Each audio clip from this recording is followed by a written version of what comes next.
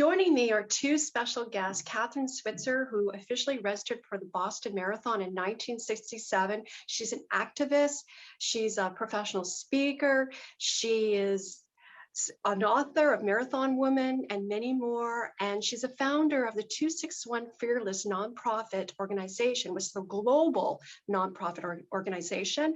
And we have Edith Zuschmann. She's an activist. She is the president and CEO of Fearless. Welcome both. Thank you so much for having us, Christine. Yes, Thank you.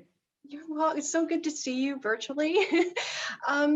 Yeah, so tell us about, how did the idea come about of the 261?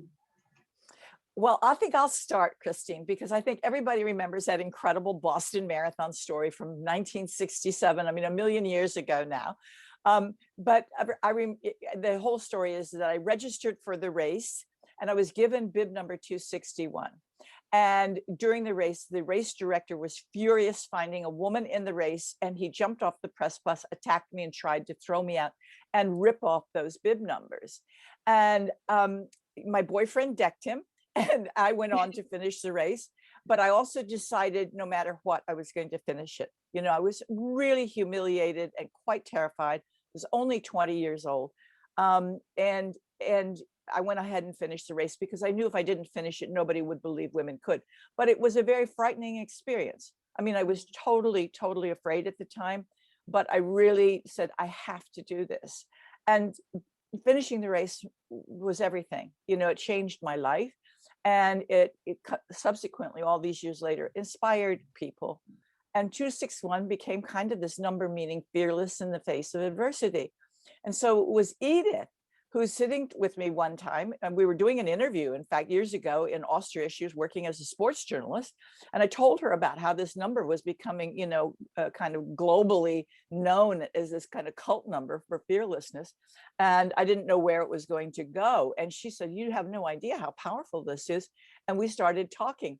And I said, look, we can't, I don't want to do another organization. We went back and forth.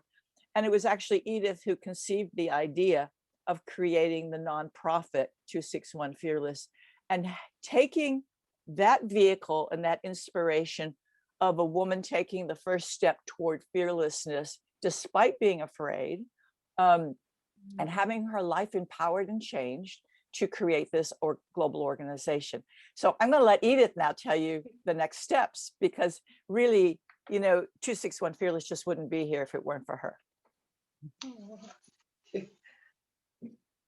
Yeah, so it was this inspiration, what happened at this April day in 67, where a young woman had this moment to overcome, where she had to choose, do I overcome the fear? Do I face this adversity, or do I step to the away and do nothing? And she faced, luckily for us, the fear and finished the race. And actually, this is a metaphor for each of us. Each woman knows the sentence, you are not able to do it, you can't do it. And at one point, we all believe it, but it's just this one first step, the single step, where you step and move on, even if you're anxious or if there are barriers, you move on, and then you suddenly feel, wow, I can do it. And running is so easily accessible, and it can teach, and it's possible to teach us this moment. So being fearless, being 261. And there are a lot of women out there who are still feeling this anxiety or fear. And we take them by our hands and help them to do the first step. Because also, Kathrine, you had your boyfriend next to you who supported you. And we, with 261 Fearless and our global network, our local clubs, there are women who know it, who have this 261 moment, and they take other women by their hands and help them to overcome the fear, take the first step while running, and recognizing, okay, if I can do this first step, if I can run this first mile, I will be able to achieve even more. I mean, it's a community, right? It's a global community to for all women, right, of all levels of abilities, correct? Yeah. So Edith also, I'd like her to talk also about the fact that we are totally non-judgmental, and any woman anywhere, and we're doing work in 5 continents, 12 countries now. So Edith, tell us a couple of stories about some of those women. Yeah, it's amazing. I mean, sometimes it sounds exotic. I mean, we have 2 clubs in Africa, we have a group in India. Everything is so far away, but actually it's also just next door, where women come together and run together. Different ages, from 18 up to above 70, sorry, even almost 80. And all backgrounds. So we have Muslim women joining us. We have women from different places, different races, different backgrounds, also in terms of education. And it's great when they come together and learn from each other, from young to mature. It's amazing. And they support each other, and I think that's key. I think Christine, one of the important things about this is that it's not just about the running, it's about the community. And when you get there and you realize that you stepped away from your fearful situation just for an hour a week, and leave the kids and everything behind for this hour a week, you bust that stress, but you also find friendship. And even here in New Zealand, where women are pretty really more than almost any other country in the world, it's a very egalitarian society. And I'm here, by the way, I'm half American, half New Zealand now, but I've been here for the last year because of COVID, which has been a really amazing experience. And these women really are very, very talented. But they come together and really they just want the community. They want to talk about what they're doing. And they love the fact that, so one woman in our group is blind, and another woman has chronic back problems and can't run. She walks. We don't care. While another woman is an ultra runner, we don't care. We're there non-judgmentally. And it's interesting that it's not just about, as I said, about the running. It's about this non-judgmental feeling. And Edith has this astonishing educational and training program.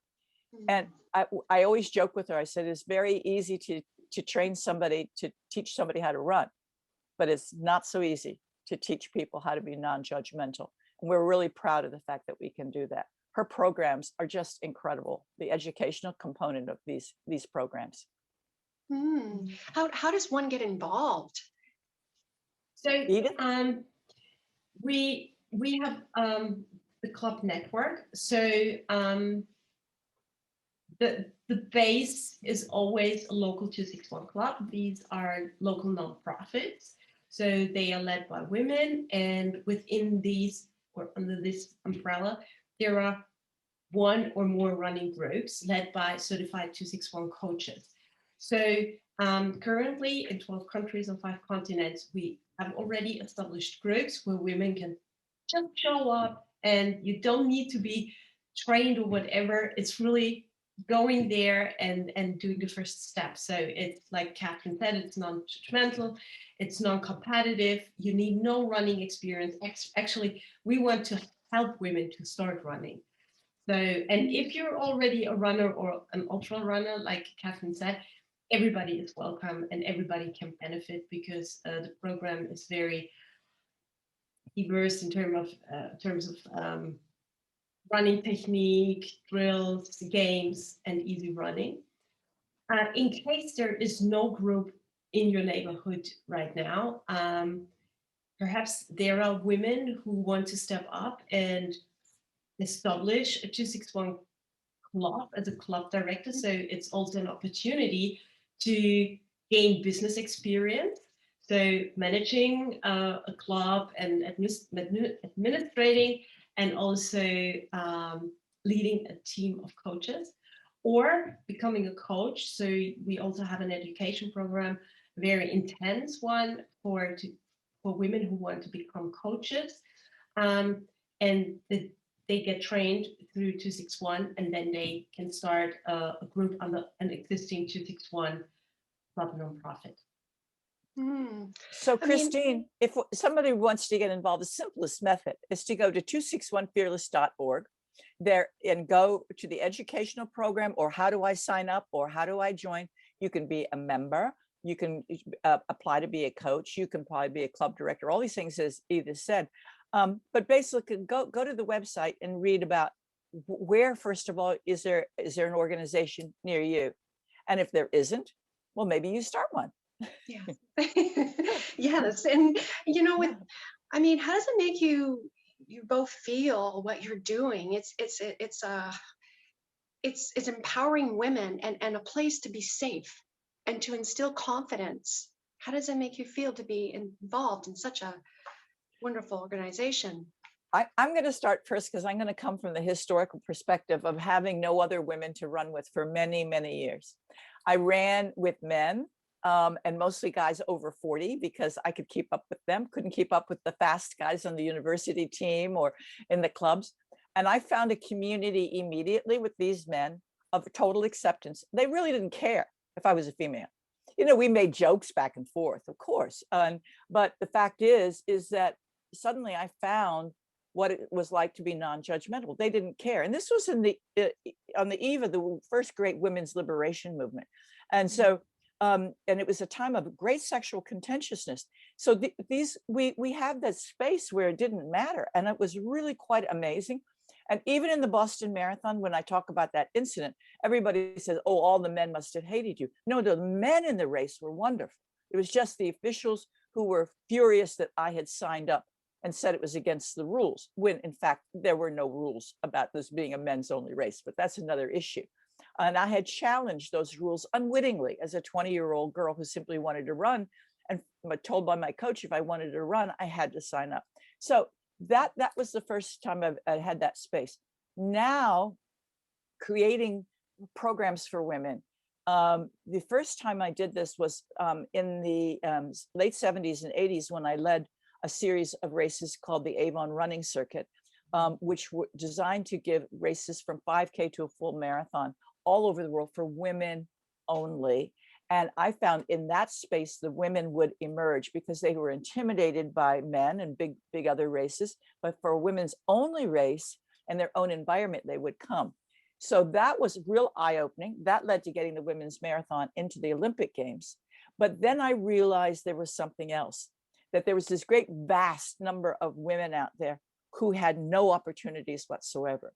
And that's when I met Edith. And I said, I don't know how we could ever reach them. And she said, you know, we have the internet, you know, now. And I said, what? And that's when the transition was made from this bib number, which is the one I wore in the Boston Marathon, and see the corner torn off there? That's where yes. the official got the one on my back. And Edith turned it into this number, 261. So that was, and I'm finding that my group, either in Kingston, New York, or here in Wellington, New Zealand, which is a totally unofficial group because of COVID, we don't have any training yet here for that. But I find the community of those women inspiring to me.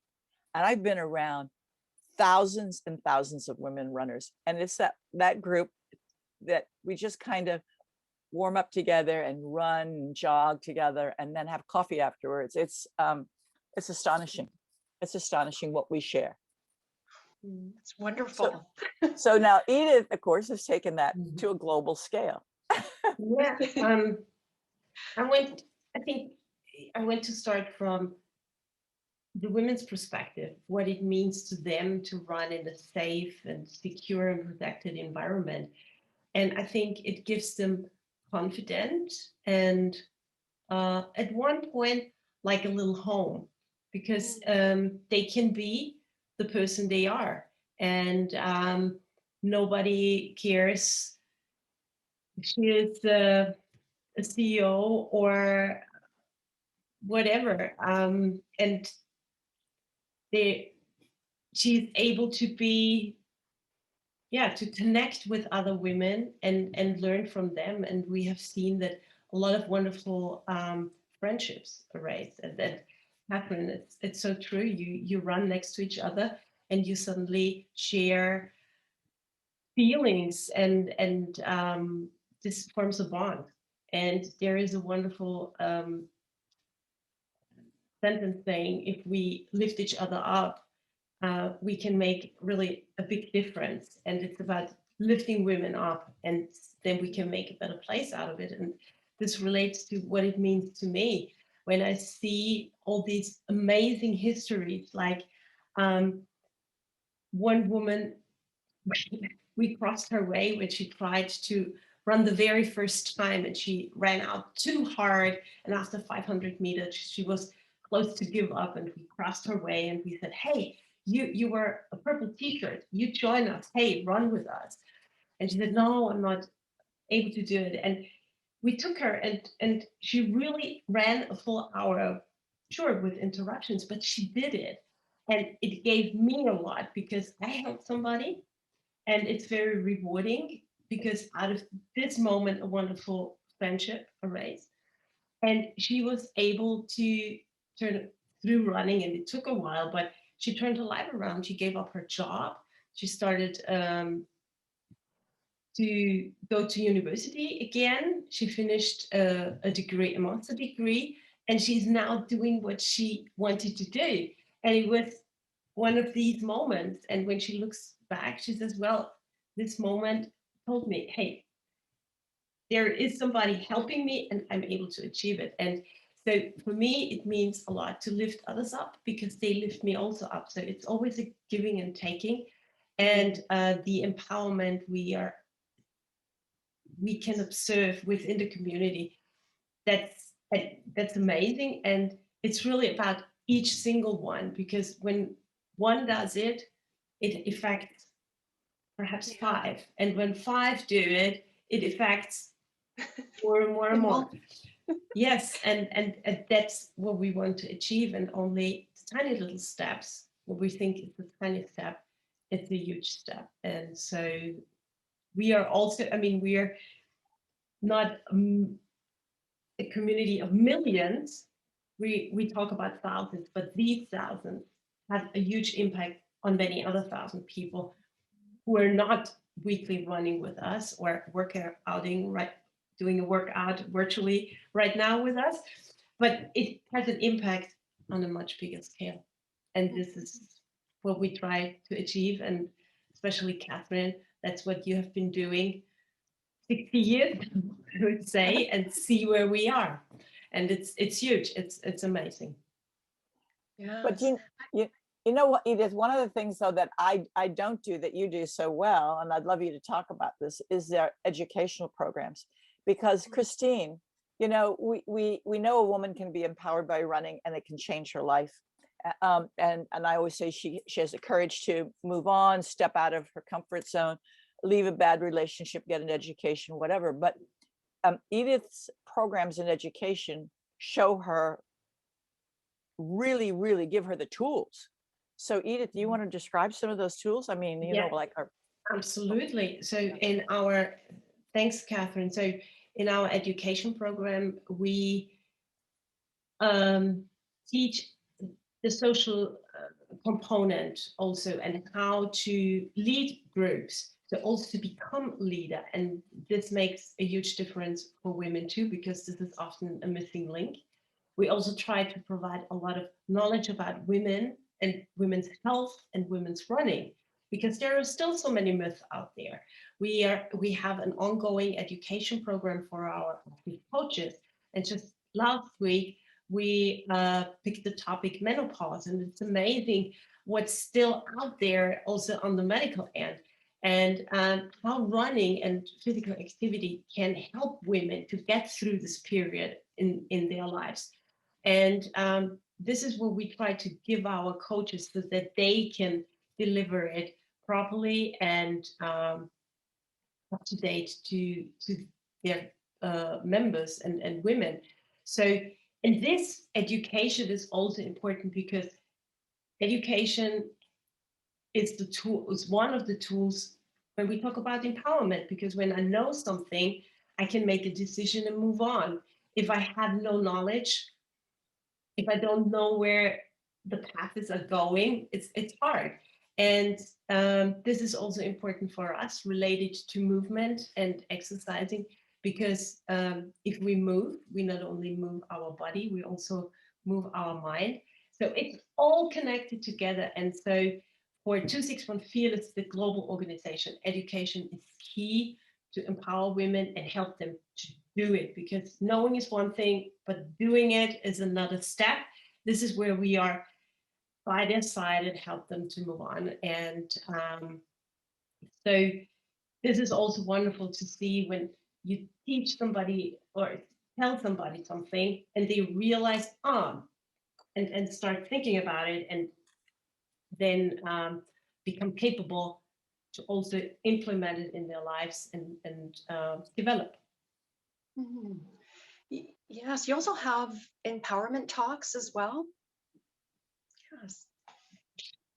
Yes, we also invite women from other communities or from other business aspects, because there are so many things you can translate either into physical activity, moving, running, but you can also, and you can take a lot for yourself out of other sports or other activities. So we try to network. And again, if women lift each other up, we lift everything up.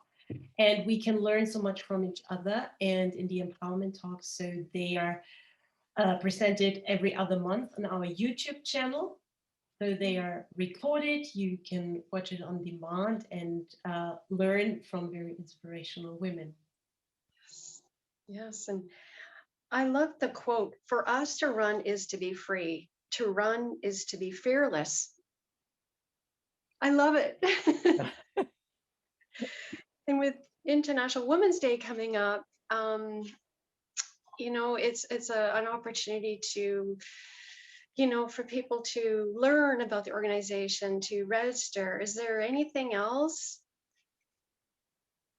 Sure. I mean, I think there's everything else. And yet I love the quote, Christine, because indeed, even somebody like me who's been running for 62 years, I mean, that's so hard to imagine, but it's true.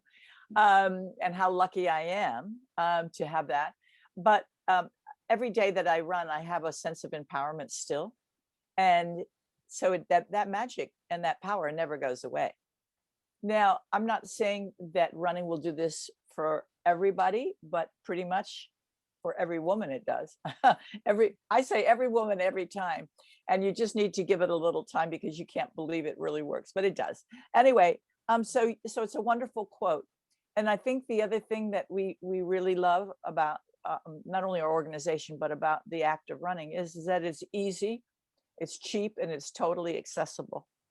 And so, in a world that, demands, money to be spent on everything from cell phones to equipment and gyms and golf courses, running is there. You don't need anything but you. And it works. It's really, really amazing. So my message out there for International Women's Day is, regardless of where you are, how poor you are, how ignorant you are, whatever, you can benefit from this. It's quite phenomenal.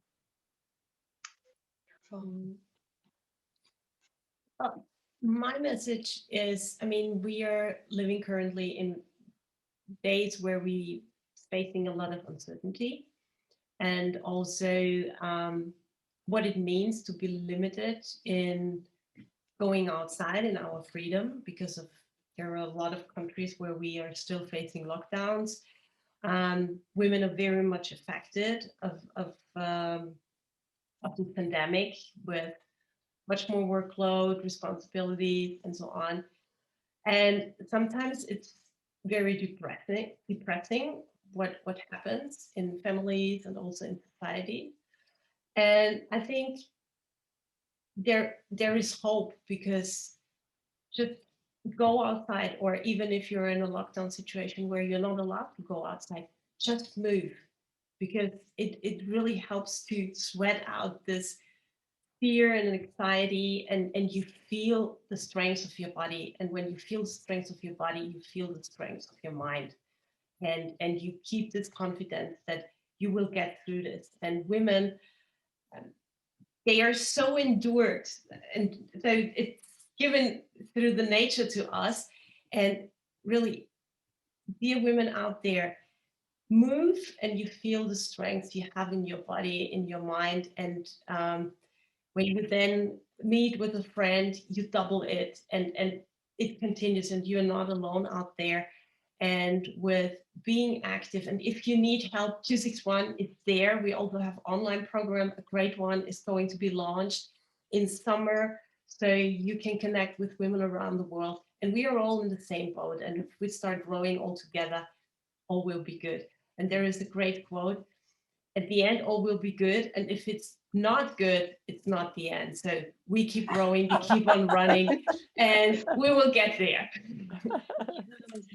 Oh, I've had my dose of inspiration. I feel so much energy from you both, and you just so delighted to speak with you. And is there anything else you'd like to add? Yeah, I would. We have right now going on something called Fearless, on my shirt, Fearless Forward, Womanar. It's a Womanar series, not a webinar series, it's a Womanar series. Yeah. And we are getting toward the end of the series live, but you can still, you know, register for it and get the recorded seminars. And we have a series of 4, and then a 5th where we all come together, of our experts who talk on different aspects of fearfulness. And, you know, our physician, for instance, talks about what fear really is and how it can be a good thing. I talk about how the active transformation actually works. Another woman, Lisa, talks about really sort of a firsthand experience of, you know, of coming from an incredibly negative, fearful beginning of her life to find running had opened up all these doors, and she completely changed her life. It's a wonderful personal story. And Edith, you talk about, what's your topic? Education. Education. Because, you know, once you get empowered, the next step is you got to get an education to get ahead. So anyway, I would love people to go to 261fearless.org, sign up for this webinar series. You know, it's cheap if you buy all of them, hear us up close and personal, and take inspiration from that and get involved with our organization. We would welcome you with open arms. Thank you. Thank you both. Edith, do you have anything to add? Just an invitation, like Kathrine mentioned. We are looking forward to see you all and share a nice run with you. Thank you both so much for your time, and I'd like you to come back and maybe 6 months down the road. Thank you. We're welcome. Thank you you so much.